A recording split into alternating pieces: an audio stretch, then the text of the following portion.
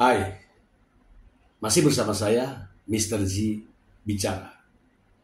Tentu saja bicara tentang kebenaran berdasarkan fakta, data, dan realita.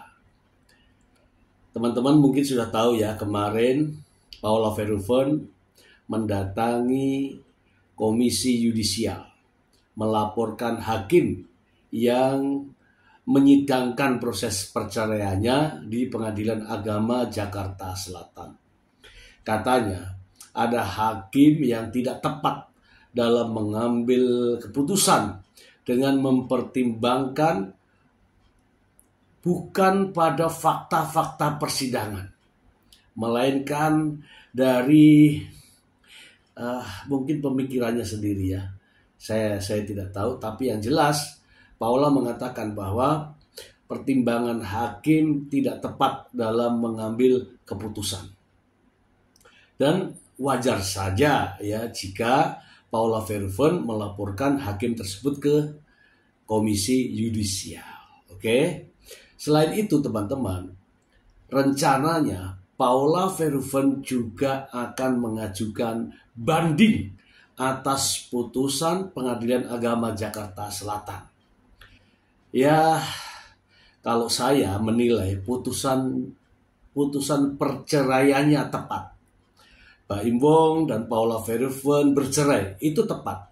Sudah nggak usah ada embel-embel lain lagi. Nah, embel-embel itulah yang membuat Paula merasa dizalimi, merasa diperlakukan tidak adil. Kenapa? Ya karena ada predikat di belakangnya. Sementara Paula Verhoeven merasa tidak pernah melakukan itu. Bagaimana tindak lanjut laporan Paula ke Komisi Yudisial? Banyak ahli yang menilai, ya banyak ya di konten-kontennya. Wah, berbagai macam pendapat.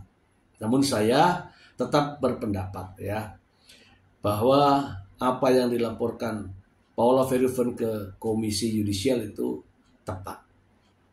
Lalu bagaimana responnya Komisi Yudisial? Ya kalau ada laporan ya pasti harus ditindaklanjuti. Oke, kita bacakan supaya tidak menjadi fitnah. Langsung dari sumbernya teman-teman. Detik News. KJ proses laporan Paula Verhoeven soal hakim sidang cerai. Jakarta, juru bicara Komisi Yudisial KJ Mukti Fajar Dewata membenarkan adanya laporan dari selebritas Paula Verhoeven mengenai dugaan pelanggaran kode etik Hakim Pengadilan Agama Jakarta Selatan terkait kasus sidang perceraian tersebut. KY disebut akan memproses laporan tersebut. KY membenarkan telah menerima laporan dugaan pelanggaran kode etik hakim dari pelapor Paula Verhoeven, kata Mukti kepada wartawan Jumat 18 April 2025. Baru ya teman-teman ya. Pihaknya akan memproses laporan tersebut sesuai mekanisme yang berlaku. KY akan melakukan analisis dugaan pelanggaran kode etik. Sebelumnya, Paula Verhoeven melaporkan hakim yang menangani kasus perceraian ke Komisi Yudisial. Aduan dilayangkan atas dugaan pelanggaran kode etik oleh Majelis Hakim Pengadilan Agama Jakarta Selatan. Dilansir dari Detik.pop, Paula mendatangi KJ di Jakarta Selatan bersama tim kuasa hukumnya pada Kamis 17 April 2024. Paula Verhoeven mengungkap telah melayangkan aduan terhadap putusan Hakim Pengadilan Agama Jakarta Selatan. Adapun dalam permohonan cerai yang diajukan Baim Wong, salah satu dalil menyebutkan Paula telah menjalin hubungan di luar pernikahan atau berselingkuh. Fitnah ini sudah terlalu jauh. Di sini saya punya anak 2 laki-laki, di mana suatu hari ketika mereka dewasa, mereka akan melihat berita yang saat ini beredar yang begitu masif, kata Paula sambil menahan tangis. Paula kembali membantah tuduhan-tuduhan yang dilontarkan oleh pihak Baim Wong. Dia juga membantah isi hasil putusan cerai mereka. Paula memutuskan mengadu ke Komisi Yudisial karena tertekan atas putusan tersebut. Apa yang saya ucapkan bisa saya pertanggungjawabkan hingga ke akhirat. Saya secara tegas mengatakan bahwa selama pernikahan tidak ada perselingkuhan dan tidak ada juga bukti-bukti perselingkuhan, tegasnya. Inilah yang menjadi kekecewaan Paula Verhoeven. Ketika tudingan perselingkuhan, dalil perselingkuhan dinyatakan terbukti, bahkan pihak Pengadilan Agama Jakarta Selatan memberikan predikat istri yang durhaka. Paula justru khawatir karena berita-berita semacam ini kelak akan dibaca oleh anaknya setelah dewasa. Dan anak-anaknya mungkin ya teman-teman, mohon maaf, merasa terlahir dari rahim istri yang durhaka. Bisa saja. Iya kan? Mungkin anak-anaknya merasa saya dikandung oleh ibu istri yang durhaka. Ini tidak menutup kemungkinan. Makanya Paula Verhoeven pantas dia kecewa, pantas dia mencari keadilan. Di mana ketika melaporkan hakim yang dilaporkan ya ke Komisi Yudisial. Banyak ahli yang mengatakan ya banding, ya banding. Oh, itu prosedur terkait dengan putusan. Ketika perilaku atau etika hakim, maka ke Komisi Yudisial. Apa etikanya? Ya misalnya nih, contoh saja. Teman-teman harus paham ya. Ketika, ini presiden buruk teman-teman. Ketika seorang istri, tiba-tiba ini fenomena ini. Suami-suami akan mengadu dengan modus yang sama. Melaporkan istrinya selingkuh. Tidak memiliki bukti apapun. Yang penting ngomong di pengadilan. Nanti hakim akan mengatakan terbukti. Repot kan? Ini sudah banyak terjadi. Jadi inilah yang harus dihindari teman-teman. Perjuangan Paula Verhoeven harus didukung. Kenapa? Karena presiden buruk. Adanya pelaku-pelaku, perilaku lelaki nantinya akan melaporkan istrinya, mengadukan gugatan cerai istrinya ke Pengadilan Agama, kemudian melalui sidang tidak bisa dibuktikan, lantas diucapkan dalam putusannya terbukti selingkuh, istri yang durhaka. Ini berbahaya teman-teman. Bagaimana jika ini yang terjadi ini kepada teman-teman semua itu, khususnya para ibu-ibu, para wanita-wanita, tidak melakukan perselingkuhan, tidak merasa berselingkuh, tiba-tiba putusan pengadilan mengatakan sebagai istri yang durhaka. Bagaimana perasaan Anda jika Anda mengalami itu? Ya, ini teman-teman ya, bisa saja terjadi kepada siapa saja. Modus ini. Dan ini akan ditiru oleh pria-pria lain, suami-suami lain, yang akan menjadikan ini sebagai jurisprudensi. Tanpa pihak ketiga pun, yang penting kita asal ngomong, hakim akan memutuskan terbukti. Repot kan? Nah, inilah yang saya katakan. Putusan hakim jangan menimbulkan permasalahan di masyarakat. Dan ini kazi ini Komisi Yudisial bukan hanya memeriksa etika saja.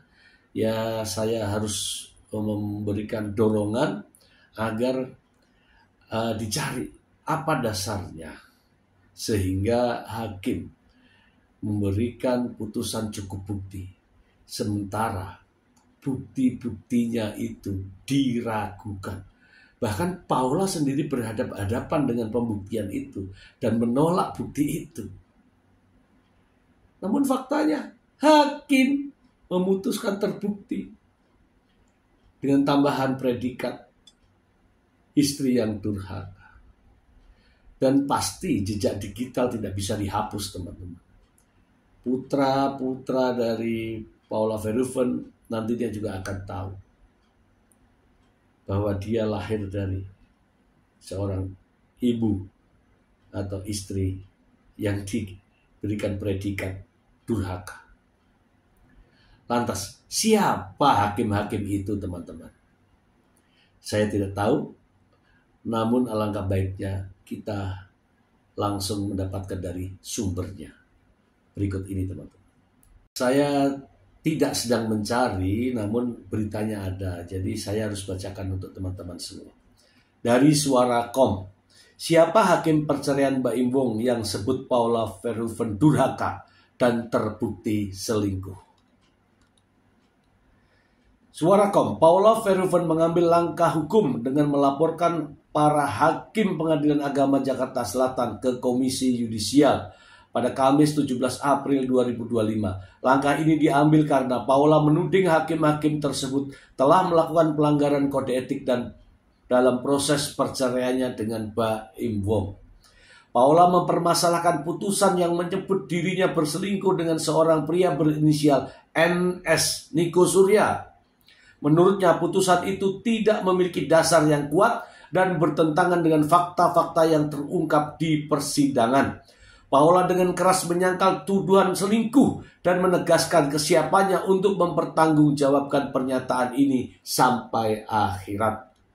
Lantas siapa hakim perceraian Mbak Im Wong yang menyebut Paula Verhoeven bersalah karena selingkuh hingga dilaporkan ke KJ? Hakim perceraian Mbak Im Wong dan Paula Verhoeven, menurut informasi dari website Pengadilan Agama Jakarta Selatan, sidang perceraian antara Mbak Im Wong dan Paula Verhoeven dipimpin oleh 3 hakim. Ketua Majelis Hakim, Dr. Sultan, yang juga menjabat sebagai Wakil Ketua Pengadilan Agama Jakarta Selatan. 2 hakim lainnya adalah Dr. Mas Hudi Daud SH MHI, seorang hakim madya utama yang juga mengajar di beberapa perguruan tinggi, dan Suryana SH, yang merupakan Hakim Humas Pengadilan Agama Jakarta Selatan. Gugatan cerai diajukan oleh Mbak Im Wong dengan nomor perkara 3477 dan seterusnya tanggal 8 Oktober 2024. Mbak Im menuduh Paula berselingkuh dengan temannya sebagai alasan menggugat cerai. Mbak Im dan Paula Verhoeven dinyatakan telah resmi bercerai pada Rabu 16 April 2025. Putusan pengadilan menetapkan bahwa hak asuh kedua anak mereka menjadi hak asuh bersama. Dalam putusan cerai, Majelis Hakim Pengadilan Agama Jakarta Selatan menyatakan bahwa Paula terbukti berselingkuh sehingga dianggap sebagai istri yang durhaka. Akibatnya, perceraian Mbak Im Wong dikabulkan. Pihak Mbak Im Wong menyatakan harapannya agar Paula tidak mengajukan banding, mengingat adanya bukti-bukti yang kuat seperti rekaman CCTV dan percakapan mesra Paula dengan selingkuhannya. Majelis Hakim dalam putusannya menyebut Paula sebagai istri nujus, yaitu istri yang tidak taat pada kewajiban pernikahan dan mengkhianati suaminya. Dalil-dalil yang disampaikan pemohon Mbak Im Wong dinyatakan terbukti. Maka gugatannya dikabulkan, ujar Suryana, Humas Pengadilan Agama Jakarta Selatan. Berkaitan dengan pihak ketiga, Majelis Hakim mengatakan terbukti. Dengan demikian Majelis Hakim menetapkan pihak termohon adalah istri yang nujus, istri durhaka, tidak menjaga kehormatan sebagai istri, kemudian mengkhianati hubungan suci suami istri. Lanjutnya,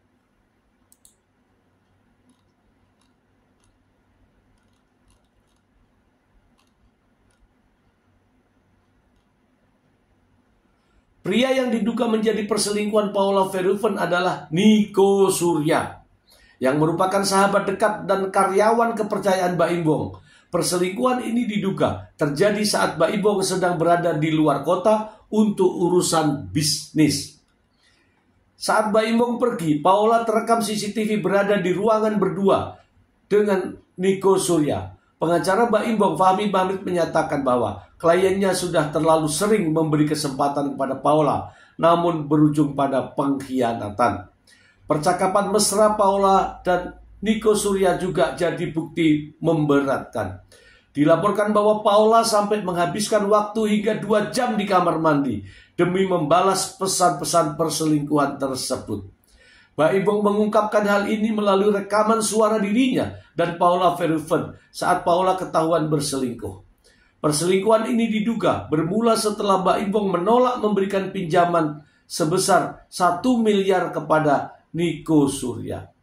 Akibat penolakan itu, Nico Surya mendekati Paula yang kemudian merasa iba. Paula tidak hanya mengkhianati Baibong, tapi juga memberikan uang bulanan dari Baibong ke Nico Surya. Masa sih? Mantan asisten pribadi Paula mengungkapkan bahwa Paula memanipulasi belanjaan di marketplace dan seterusnya. Ya, ini mah bumbu-bumbu ini. Diketahui bahwa Baibong resmi menggugat cerai Paula Verhoeven ke Pengadilan Agama Jakarta Selatan setelah 6 tahun menikah dan dikaruniai 2 orang anak. Dari putusan sidang tersebut, Paula Verhoeven dan Baibong diberikan hak untuk mengasuh anak secara bersama-sama. Wah, ini tambah repot ini. Tambah repot. Kita bahas ya teman-teman. Baik teman-teman ya, itu tadi nama-nama hakim sudah disebutkan. Saya tidak tahu siapa dia, para hakim ini. Yang jelas saat ini ya teman-teman, saat ini muncul begitu banyak fenomena hakim-hakim menerima suap. Ya, hakim-hakim menerima suap saat melakukan persidangan sehingga mempengaruhi putusan. Ya, saya tidak sedang menuduh hakim-hakim tersebut, namun saya menyampaikan ada fenomena tersebut, teman-teman. Terkait dengan langkah-langkah yang diambil Paula Verhoeven, jelas semuanya akan ditempuh ya teman-teman ya. Kali ini dia melaporkan hakim tersebut ke Komisi Yudisial dan jelas akan ditindaklanjuti. Salah jika Komisi Yudisial tidak menindaklanjuti apa yang menjadi laporan dari masyarakat. Itu. Yang berikutnya, hakim-hakim yang menyidangkan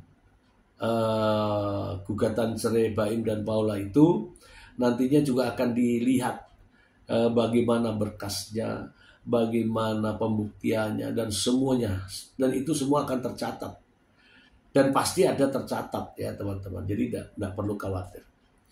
Yang berikutnya banyak hal ya ini yang harus disoroti.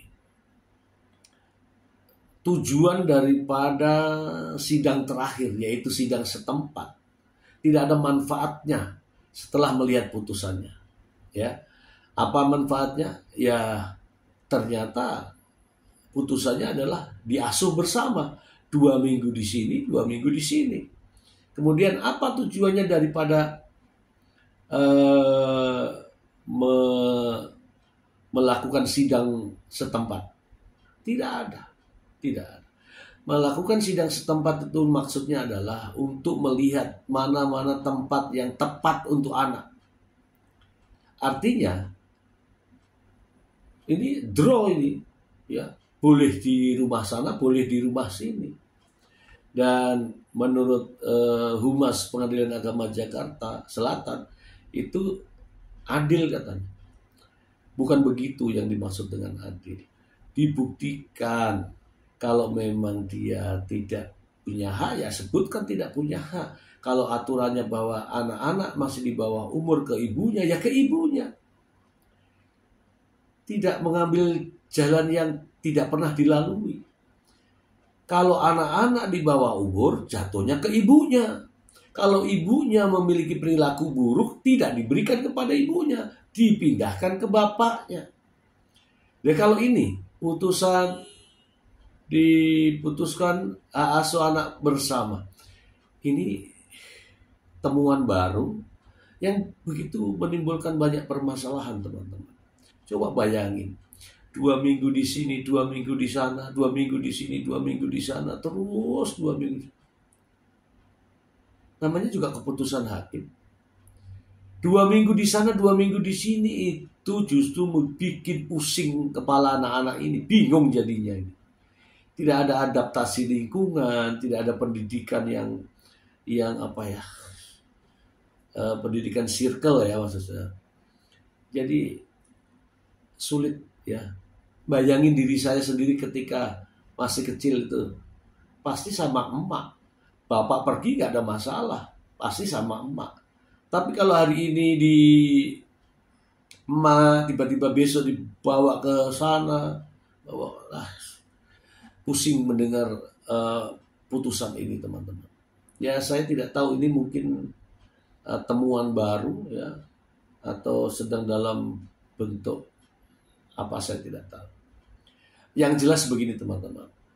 KZ, Komisi Yudisial, saat ini sedang melakukan proses ya, menindaklanjuti dari laporan Paula Verhoeven. Dan Paula Verhoeven juga tidak tinggal diam, teman-teman. Ini bahasa saya ya. Ini adalah kalau bahasa Makassar ya, teman-teman ya, sirik. Hal yang sangat memalukan, harus diperjuangkan. Bagaimana tidak seorang ibu yang mengabdi, mengandung, melahirkan, menyusui, dan seterusnya, pada akhirnya justru memiliki predikat istri yang durhaka. Anak-anaknya akan mendengar nanti bahwa aku dilahirkan dari seorang ibu yang, Masya Allah, saya tidak bisa menyebutkan. Teman-teman semua, mohon maaf, saya akan terus ya mengungkapkan kebenaran-kebenaran. Saya tidak benci dengan Mbak Imbong. Saya juga tidak cinta dengan Paula Verhoeven. Namun saya melihat dari sini adalah persoalannya. Ini ada presiden buruk. Ketika ini diterima di masyarakat, nanti para lelaki seperti saya akan mengajukan proses sidang seperti ini. Hanya menyebut nama tanpa bukti yang akurat, hakim pasti akan mengabulkan. Ini fakta. Ini fakta. Semoga bermanfaat.